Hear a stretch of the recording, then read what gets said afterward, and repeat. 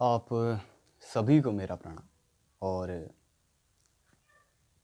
आज मैं बात करना चाहूँगा प्रारब्ध के बारे कि प्रारब्ध है क्या और हम आपस में जुड़े।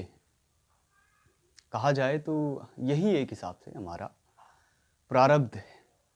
लेकिन थोड़ा मैं अपने शुरुआती जीवन की भी चर्चा करूँगा और साथ ही साथ कुछ चीज़ों से मुझे लगता है कि मैं आंतरिक रूप से अपनी चीज़ें, अपनी यात्राएं पूर्ण कर चुका हूँ और कुछ चीज़ें जो बाकी हैं वो आपका साथ रहा तो हम साथ मिल के आगे बढ़ाएंगे। नहीं तो मैं समझ लूँगा कि भाग्य में हमारा साथ यहीं तक था और हमें आगे की यात्रा अकेले ही तय करनी है। लेकिन प्रारब्ध क्या है?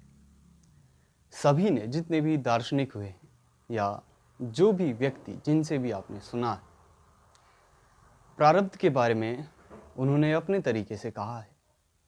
और ये भी सत्य है कि आपने अपने तरीके से ही सुना है, लेकिन अपने जीवन से जुड़ी अपनी जीवन यात्रा के बारे में जो कि मैं समझता हूँ आपका जानना आवश्यक है, मैं उसको आपके सामने प्रस्तुत करूँगा।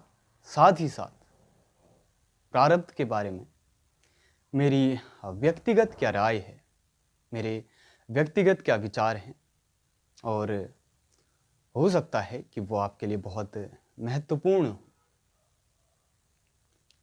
तो सप्रेम, मैं आपसे कुछ बांटना चाहूँगा, कुछ चीज़ें आपको बताना चाहूँगा, आपके सामने प्रस्तुत करूँगा। अगर आपको थोड़ी भी ठीक लगे, थोड़ी भी आवश्यक लगे तो उन्हें बेहद ध्यानपूर्वक सुनिएगा। प्रारब्ध, चलो थोड़ा लिख लेता हूँ साथ, आपको थोड़ा आसानी होगी जानने में कि प्रारब्ध क्या है, मैं इसे किस तरह से देखता हूँ। तो मैं आपके लिए लिख रहा हूँ कि प्रारब्ध क्या है।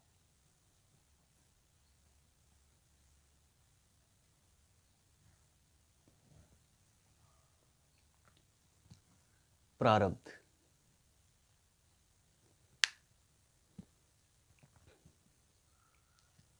प्रारब्ध, बहुत से लोग भाग्य और प्रारब्ध को एक मानते हैं, लेकिन मेरा मानना है कि प्रारब्ध अलग है। प्रारब्ध और भाग्य में अंतर है।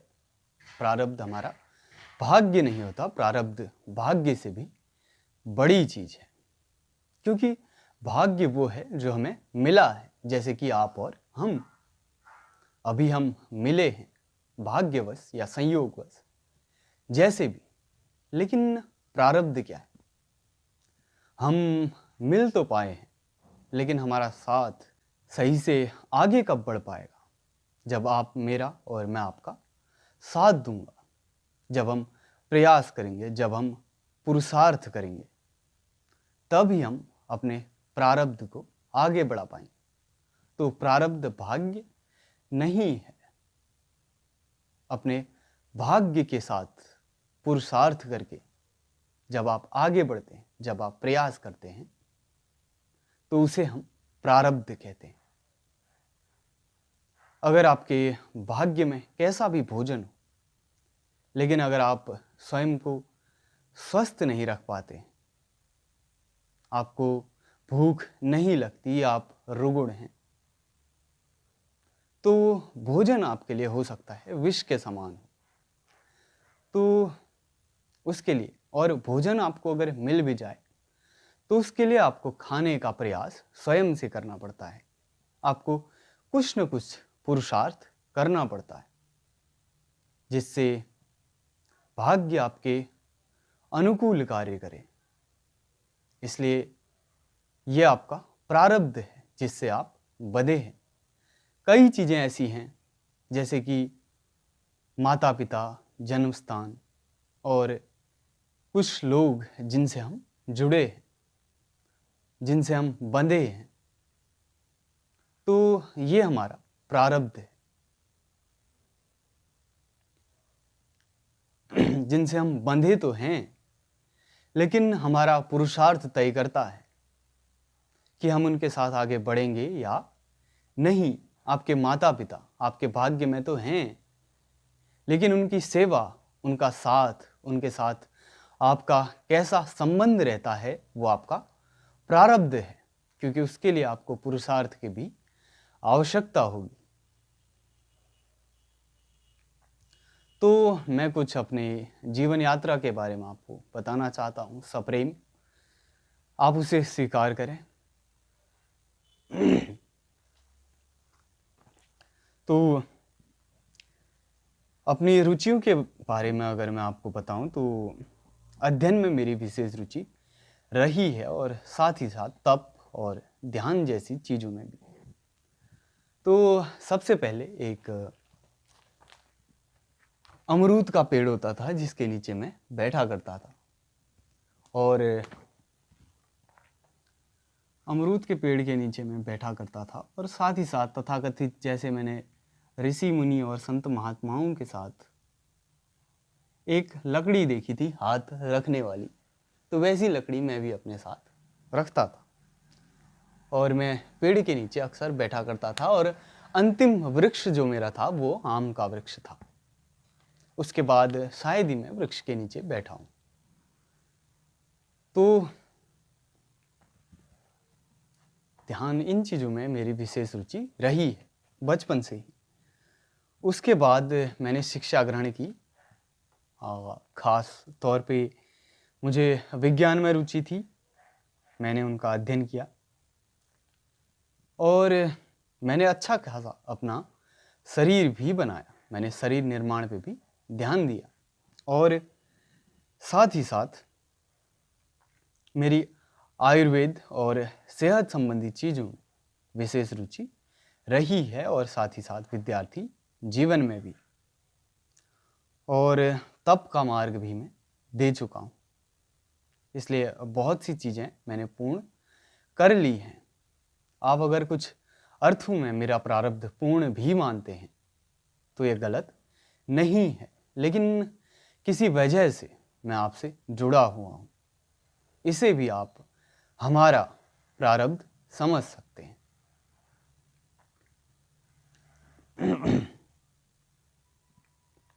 तो हाँ, मैं कई तरह की शारीरिक अस्वस्थता से गुजरता हूँ, और बचपन से ही जब भी मैं शारीरिक अस्वस्थ होता तो स्वास्थ्य में मेरी रुचि गहन होती थी। आयुर्वेद और शरीर से जुड़ी कुछ जड़ी बूटियों पे मेरा अध्ययन करना तो बनता था, और मैंने अध्ययन भी किया। मेरा जुड़ाव, मेरी रुचि उनसे रही है, और मेरा मानना है कि तप के मार्ग का अनुकरण कभी भी चलेगा। तप के मार्ग में किसी भी प्रकार की सीमाएं नहीं है। आप ग्रस्त हों, आप सन्यासी हों, आप आयु के किसी भी पड़ाव में हों, लेकिन आप तप के मार्ग का पालन करते हैं तो आपको अवश्य ही लाभ देखने को मिलेंगे। मैंने संपूर्ण मानव के लिए ये किया है, संपूर्ण मनुष्यों के लिए। मैं कहीं ना कहीं ये जानता हूँ कि मनुष्य अगर इस चीज़ का पालन सही से करेंगे, कहीं ना कहीं हमें चेतना को एक अलग स्तर पे देखने का मौका मिलेगा। कुछ समय हो सकता है, इसमें लग सकता है, लेकिन हाँ, तप का मार्ग मैं दे चुका हूँ। साथ ही साथ मुझे कुछ शारीरिक समस्याओं का सामना करना पड़ता है। मेरे गले में समस्या है, और मुझे ठंड का सामना करना पड़ा। मुझे ठंड लग गई थी, तो इसकी वजह से मुझे कई शारीरिक समस्याओं का सामना करना पड़ता है।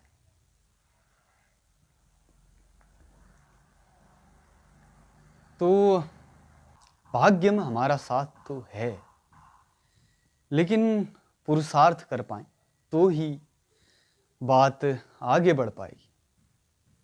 इसमें पुरुषार्थ की अहम भूमिका है, और कुछ गहरे अर्थों में मेरा प्रारब्ध पूर्ण हो चुका है। अगर साथ रहा, आप में जिज्ञासा रही, तो उन चीज़ों की चर्चा हम आगे करेंगे। लेकिन आज के लिए बस इतना ही।